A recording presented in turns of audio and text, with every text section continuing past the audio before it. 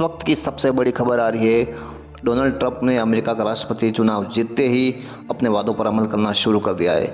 उन्होंने इजराइल के प्रधानमंत्री बेंजामिन नेतन्याहू से बात करते हुए इजराइल को साफ साफ शब्दों में बोल दिया है कि अब गाजा में युद्ध ज़रूर रुकना चाहिए। उन्होंने इजराइल से बात की और बोला कि जो गाजा में महिला और बच्चे मारे जा रहे हैं वो अब अमेरिका को कबूल नहीं है। ट्रंप ने साफ साफ शब्दों में जो प्रधानमंत्री है इजराइल के उनको बोल ही दिया है कि अब आप कुछ भी करिए, युद्ध को रोकिए। लेकिन इजराइल के भी तेवर बहुत तीखे हैं। इजराइल ने साफ साफ ट्रंप को भी बोल दिया है कि अगर इजराइल के हितों का नुकसान होता है तो वो युद्ध को नहीं रोकेगा। उनको पता है जब तक बंदूकों की रिहाई सुकुशल नहीं हो जाती और गाजा में सारे हमास के आतंकी नहीं मारे जाते तब तक इजराइल अपनी कार्रवाई जारी रखेगा।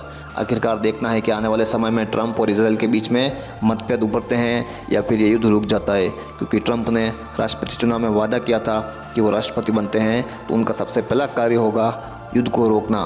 क्योंकि जो रूस और यूक्रेन का युद्ध चल रहा है उनका भी उन्होंने जिक्र किया था, उस युद्ध को भी वो ज़रूर रोकेंगे। मतलब जो पूरे विश्व में युद्ध का माहौल बन रहा है उसको ट्रंप ज़रूर रोकेंगे। ट्रंप ने वादा किया था मुसलमानों से, जो कि अमेरिका के चुनाव में ट्रंप को जीत मिली है। तो देखना इस वादे पर कितना अमल करते हैं। आने वाले समय में देखा जाएगा कि गाज़ा में युद्ध रुकता या नहीं रुकता, क्योंकि गाज़ा में 40,000 से भी ज़्यादा लोगों की मौत हो चुकी है और अभी भी युद्ध जारी है।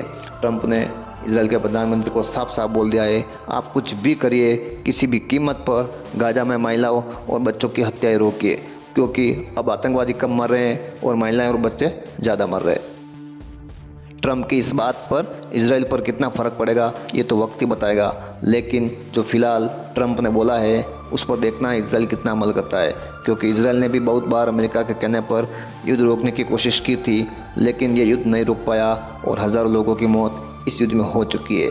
इजराइल खुद चाहता है कि ये युद्ध रुके, लेकिन इजराइल को कोई रास्ता मिल नहीं रहा इस जंग से निकलने का। इसीलिए जब तक इजराइल में चुनाव नहीं हो जाते मेरे हिसाब से ये युद्ध रुकना बहुत मुश्किल है।